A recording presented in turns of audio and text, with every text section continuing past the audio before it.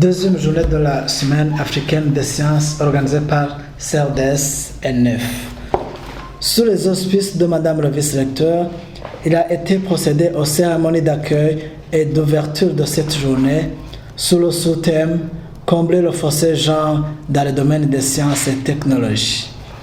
Après avoir souhaité la bienvenue aux participants, le vice-recteur a précisé qu'à travers ses missions, l'Université du Burundi vise l'excellence qui développe le savoir nécessaire au progrès de notre pays, le Burundi. À travers ces missions, l'Université du Burundi se veut être une communauté d'excellence qui développe les savoirs nécessaires au progrès de notre pays. Notre institution croit à une société qui se construit avant tout sur base des ressources humaines. Nous voulons donner à la jeunesse estudiantine des bases intellectuelles qui leur permettent d'être des bâtisseurs et des architectes de l'avenir de notre pays. Le projet doit alors inclure toutes les catégories d'acteurs en leur mettant dans les mêmes conditions d'apprentissage, moyennant bien sûr quelques encouragements en faveur des filles. Cependant, ce projet ne peut pas produire des résultats probants si une catégorie des acteurs est ignorée. Le thème de cette deuxième journée est évocateur à plus d'un titre. Depuis longtemps, il s'est construit un discours et même des théories soi-disant scientifiques qui prétendent que les filles ne sont pas faites pour les sciences exactes. Cependant, en fait état constaté, mis dans les mêmes conditions de vie et d'apprentissage, et moyennant quelques encouragements, les filles réussissent au même titre que les garçons. Confiante en la capacité des personnes qui vont animer les activités de cette journée, et je suis sûre que nous ferons un pas en avant dans la prise de conscience qu'aux filles s'ouvrent aussi les opportunités d'apprentissage et d'auto-appropriation des sciences. L'empreinte indélébile que laissa chacune des activités d'aujourd'hui pourra contribuer au rayonnement de notre jeunesse et à celui de l'Université du Burundi, qui doit être une lumière, Rumuri, c'est son slogan, qui brille et scintille pour éclairer notre société. À son tour, Madame la déléguée de la représentante de l'ONU Femmes au Burundi a fait savoir que les rapports récents montrent que l'effectif des femmes sont inférieurs à 30% dans les postes de responsabilité. De même, les chiffres les plus élevés de filles et femmes se retrouvent dans le secteur de la santé, alors qu'elles sont très rares dans l'ingénierie et les sciences appliquées. Nous apprenons, de par les lectures, de par les rapports, que des chiffres récents au Burundi, les filles et les femmes sont inférieures à 30%.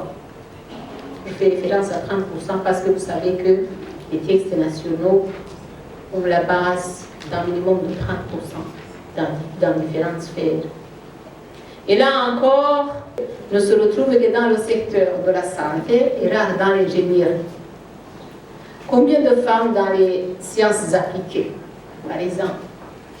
Cette déléguée n'a pas manqué de tracer quelques pistes de solutions pour remédier à cette situation problématique. À titre d'exemple, ne faut-il pas motiver les filles par l'octroi de bourses d'études aux filles fréquentant les filières scientifiques et stratégiques? Ce sera une forme de discrimination positive à leur égard, a suggéré la déléguée de l'ONU Femmes au Burundi. Il est important de réfléchir sur des pistes et des solutions et une stratégie globale de redressement rapide de la situation, en bâtissant entre autres sur la motivation, c'est-à-dire en encourageant les meilleurs lauréates des sections scientifiques et technologiques, et produire un nombre imposant de références, octroyer des bourses d'excellence en sciences aux filles, engager une discrimination positive. La Convention sur l'élimination de toute forme de discrimination à l'égard des femmes en parle lorsqu'il y a un problème il y a moyen d'engager des mesures de discrimination positive. Dans les exposés qui ont suivi ces oratrices, il a été remarqué que les filles ont une faible influence dans les institutions supérieures publiques et surtout dans les domaines scientifiques. Dans son illustration sur la fréquentation des filles dans les sections filières scientifiques au Burundi, Dr Claire Nineza, enseignante-chercheur à l'IPEA, nous fait ces révélations rocambolesques sur ces écarts entre filles et garçons à l'Université du Burundi lors des inscriptions provisoires pour l'année académique 2018-2019. Sur 922 filles qui ont été inscrites à l'université, uniquement 135 ont choisi en premier une filière scientifique ou technologique. Et ces 135, c'est sur un effectif total de 2376 candidats étudiants qui se sont fait inscrire dans les filières scientifiques et technologiques. Et les facultés comme la faculté, j'ai oublié de mentionner la faculté des sciences économiques et des sciences économiques et de gestion reçoivent beaucoup de filles.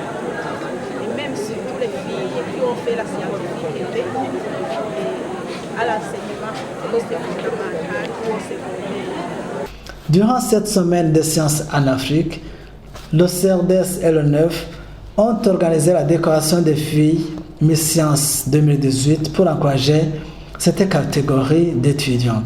Il s'agit des étudiantes qui ont brillé par un grand pourcentage dans les cours scientifiques.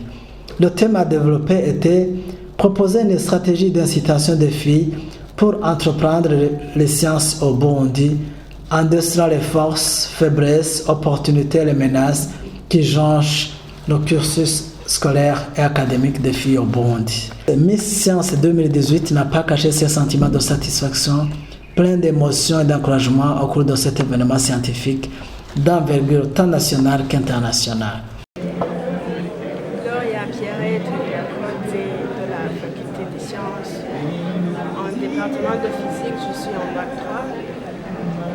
Aujourd'hui, dans cette soirée, je suis c'est un grand honneur pour moi d'être couronnée Miss Science. C'est une grande émotion, c'est une grande surprise parce que je ne m'étais pas préparée, franchement. Mais c'est plutôt bon et je crois que c'est bien que les autres filles comme moi puissent fréquenter la faculté des sciences.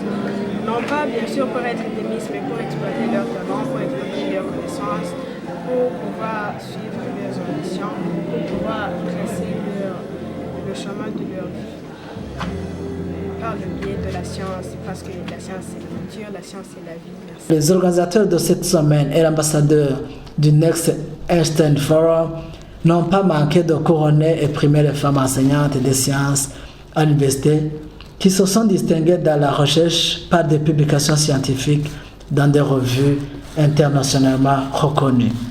Il s'agit du professeur Ansira Ninahazwe, vice-doyenne de l'IPEA, professeur Bernadette Yawelimana, chef du département des sciences et technologies de l'environnement et ancienne doyenne de la fac agro, et du professeur Rachel Akimana, vice-doyenne de la faculté des sciences.